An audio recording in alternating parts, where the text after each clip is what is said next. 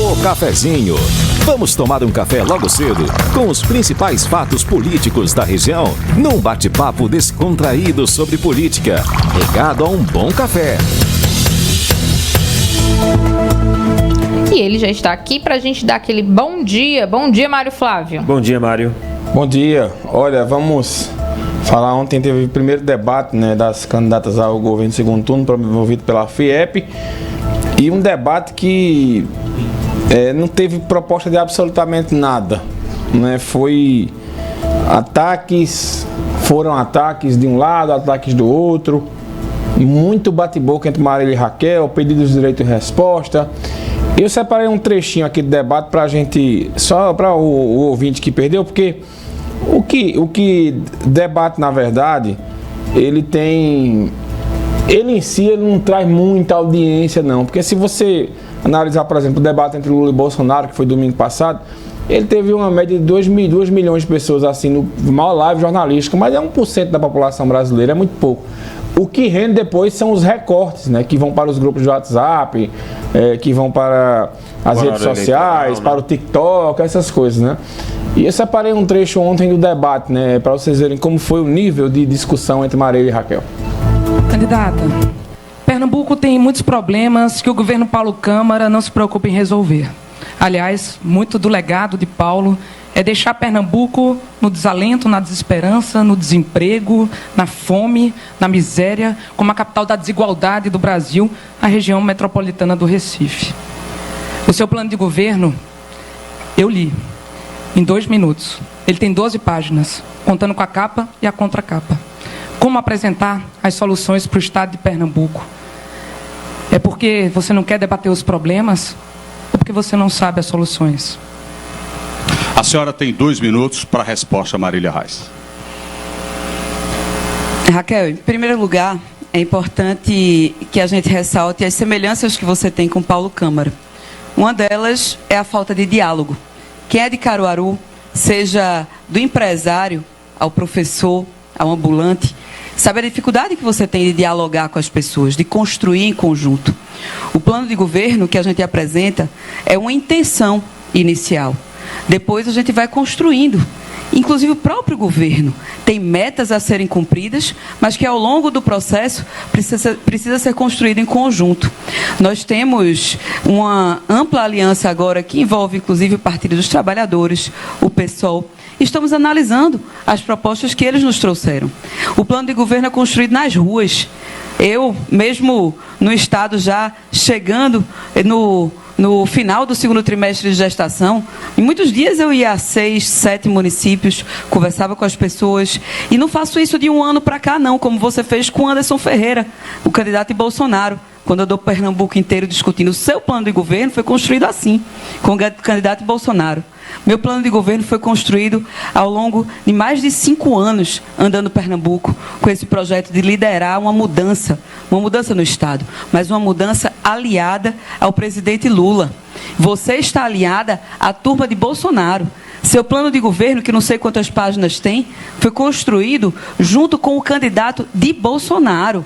Mas você não tem coragem de assumir, porque quer ganhar voto de todos os lados. Quer ser a Diana do Pastoril. Ganhar voto de Lula, ganhar voto de Bolsonaro, e assim, sem falar a verdade para o povo de Pernambuco. Numa situação séria que o Brasil está vivendo, a gente tem que se posicionar. E Pernambuco sabe que eu sou oposição ao PSB. Agora você, repito, fala muito mais sobre Paulo Câmara do que Danilo Cabral. A candidata Raquel Lira tem 1 minuto. Bem, para quem está nos ouvindo, para quem está aqui junto com a gente, sabe que o plano de governo deve ser a Bíblia, o manual, para a gente começar a governar, Priscila, a partir do primeiro dia. É coisa séria. Eu fiz assim em Caruaru. Ouvi especialistas, mas ouvi sobretudo o povo. Conversei com vários setores da nossa economia, muitos dos que estão aqui, para poder fazer Pernambuco sair do lugar em que se encontra, de desalento, de desesperança. Tem que ter capacidade de trabalho, tem que ter capacidade de ouvir as pessoas, construir um projeto e tirar esse projeto do papel. Não é com discurso que se faz mudança. Não é aliado ao governo Paulo Câmara que se faz mudança, nem na negando isso. É a briga de mentirinha que aconteceu com seu primo em 2020, que reclamou tanto de fake news e continua aqui pregando mentira e fake news. Olha, Pernambuco precisa ser respeitado. O cidadão e a cidadã querem saber como é que eles vão conseguir ter emprego, comida na mesa. É isso que eu vou fazer em Pernambuco, com um plano de governo construído aqui, está na minha mão. A candidata Marília tem 30 segundos. Raquel, sua campanha que dispara fake news, inclusive por disparos por números internacionais, sobre minha moral, minha religião, desde o início, desde a segunda-feira, quando você ainda estava recolhida. Infelizmente, sua equipe de campanha tem feito isso. Mas a gente está aqui para discutir Pernambuco. E não dá para liderar uma mudança em Pernambuco sem ter lado, sem ter posição política. Pernambuco precisa de uma líder e não de um gerente. Paulo Câmara foi gerente e deu no que deu. Não dá para a gente repetir o mesmo erro. Tá aí, né? Um trecho de debate promovido pela FIEP, que teve a mediação do Aldo Vilela. Foi desse jeito o tempo todo, né? Foi agressão, Marília Reis insistindo aí com essa história de que Raquel é candidata de Bolsonaro e Raquel dizendo que Marília é a candidata de Paulo Câmara. Foi o tempo todo desse jeito. Alguns momentos uma foi melhor, outra foi melhor em outros, mas foi um debate muito agressivo. Para quem esperava um debate de propostas, praticamente não teve nenhuma. Se você avaliar, só quando houve uma participação de uns empresários que fizeram algumas perguntas lá, foi que ainda elas disseram mais ou menos o que ia fazer. Mas quando o debate era pergunta de uma para outra, confronto direto, foi o tempo todo desse jeito. Logo após o debate, né, já à noite saiu uma pesquisa aí nova, né, do Instituto Real Time Big Data, né, e aí Raquel diminuiu a diferença. Na verdade, Marília cresceu quase 6 pontos de uma pesquisa para outra, né? A outra deu quase 18 pontos, agora caiu para 11, aí 52 a 41. Então, a campanha de Marília vem crescendo, né? Não se sabe se vai chegar ao ponto de repente essa eleição chegar mais próxima da outra, mas o fato é que a presença do ex-presidente Lula semana passada aqui, ela surtiu efeito já nessa pesquisa aí, né, com Marília Reis subindo 6 pontos de uma pesquisa para outra. Então é um resultado bastante positivo para Marília, bastante significativo. O pessoal de Raquel está se mostrando tranquilo, porque se a pesquisa confirmou só esse percentual aí, eles ainda continuam com certa vantagem. Agora hoje sai pesquisa do IPEC, né, para Pernambuco aqui. E aí essa pesquisa já deu uma situação de 8 pontos antes da vinda de Lula. Deu 50 a 42.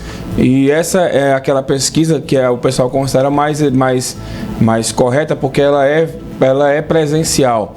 A de ontem é por telefone, né? Então é uma pesquisa que o pessoal não considera muito comparando, né? Mas o fato é que mesmo ela sendo telefone, Marília cresceu 6 pontos, Raquel perdeu 2. Então agora, nessa pesquisa que vai sair hoje do IPEC, a expectativa é grande para saber se o efeito do ex-presidente Lula aqui, ele também vai surtir efeito na pesquisa do IPEC, né, que é da TV Globo, que vai ser divulgada provavelmente no jornal NE2. Então é uma campanha que ao pouco ela vai se mostrando, ela vai mostrando cada uma candidata o que tem, né? E embora, né, o IPEC vem tendo dificuldades aí, né, com relação à pontuação, né, que a gente disse ontem aqui. Agora o fato é que eu acho que sim, que a presença do ex-presidente Lula aqui em Pernambuco ia dar uma substanciada aí na candidatura de Marília. Mas para mim Raquel ainda segue sendo a favorita para ganhar essa eleição. Mas não se pode subestimar. Como eu disse no primeiro turno que não se podia subestimar Danilo Cabral, eu digo agora de novo, não se pode subestimar Marília Reis, né? E nem se pode subestimar Bolsonaro na eleição nacional. Porque o grande erro de Marília, na minha opinião, no primeiro turno foi o já ganhou, né? Esse já ganhou contaminou. Descendo o salto, né, Marília? Pois é, então foi muito ruim para ela não ter ido aos debates, não ter participado de sabatinas, né? Um clima de já ganhou que se instalou, a Marília ganha de todo jeito. E aí, né, os fatos foram acontecendo e houve essa ida de Raquel ao segundo turno e agora o jogo se inverteu. E eu não vejo isso na campanha de Raquel, esse clima de já ganhou, né? A não ser os mais apaixonados, que Raquel vai ganhar essa eleição de todo jeito. Eleição não se ganha de véspera. E eu repito, foi o que eu vi, por exemplo, no debate de Lula contra Bolsonaro. Um Lula já certo de que vai ganhar. E eleição não se ganha desse jeito, né? Eleição se ganha no dia. E como a gente vê, um fato pode mudar tudo, né? Como aconteceu, por exemplo, no dia da eleição do primeiro turno aqui em Pernambuco. A morte do marido de Raquel, ela trouxe um impacto muito grande na campanha, né? Isso aí muda o rumo todo de uma eleição. Isso pode acontecer, né? Como aconteceu com a facada de Bolsonaro em 2018, né? Houve um rumo ali, uma mudança de rumo da eleição. Então você não pode cravar a essa altura do campeonato que vai acontecer dia 30 de outubro, nem em Pernambuco, nem nacionalmente falando. As pesquisas mostram a Raquel favorita.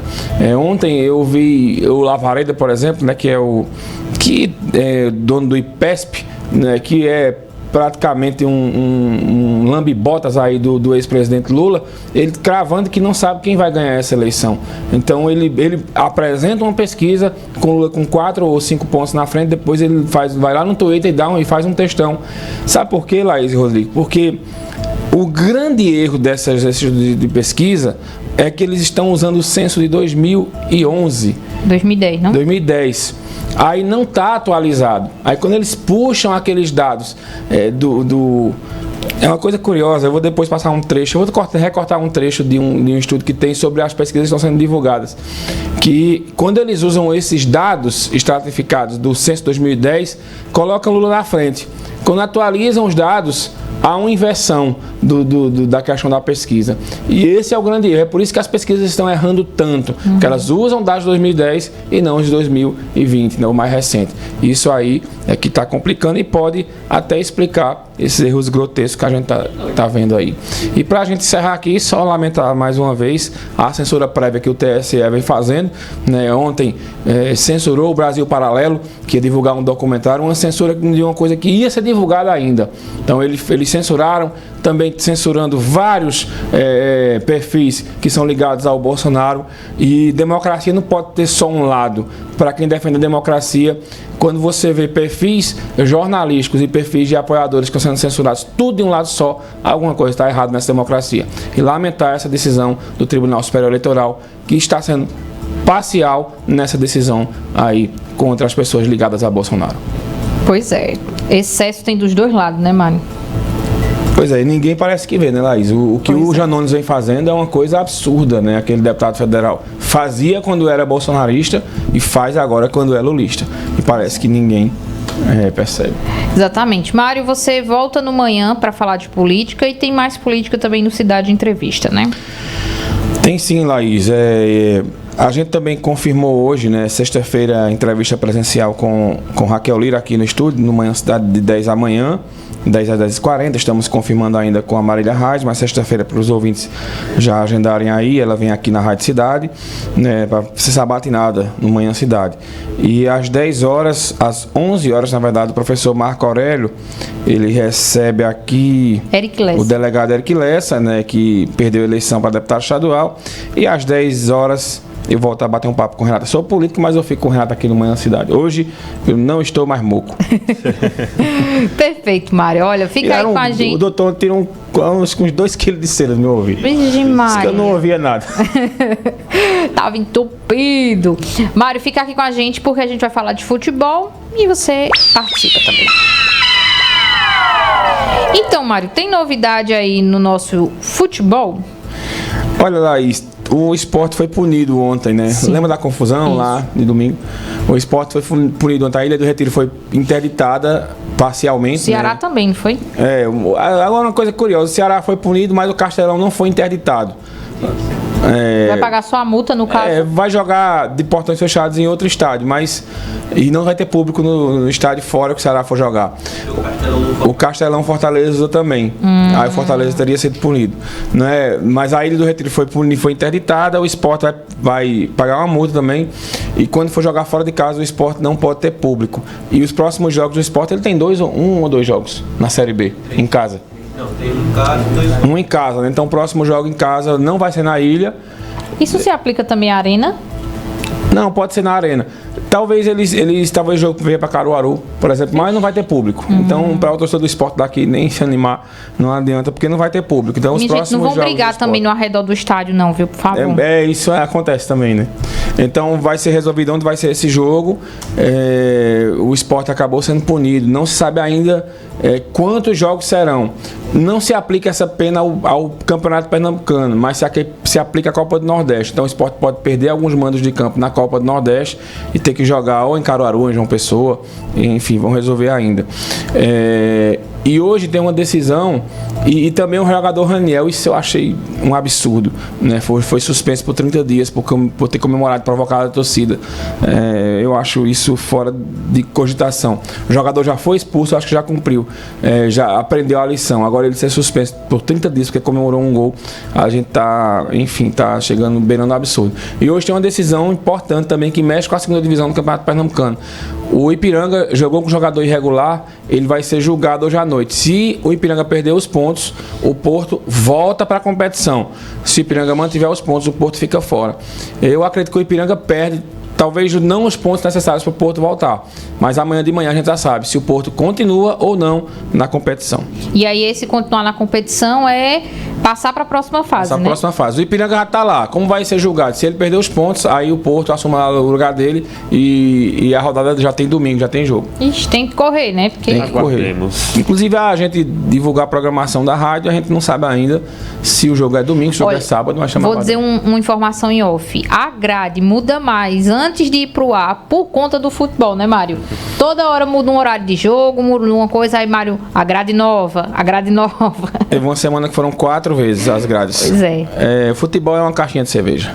É mais do que a política, né, Mário? Mário, futebol obrigado. Parece aquele Stranger Things, um universo paralelo. Lá pode tudo, é uma loucura. Os detalhes do futebol, claro, com o Eri Santos, que chega logo mais no Manhã Cidade, né? Com o Pronto Torcedor trazendo todos esses detalhes. E tem ainda o Futebol na Cidade, primeiro tempo, às 11h30 da manhã, com o Patriota Júnior e Maria Clara Lopes. Mário, obrigado pela participação e até amanhã. Até. Um cheiro, a gente também vai se despedindo e volta amanhã. Pois é, um abraço para você que nos acompanhou, obrigado pela audiência e até amanhã.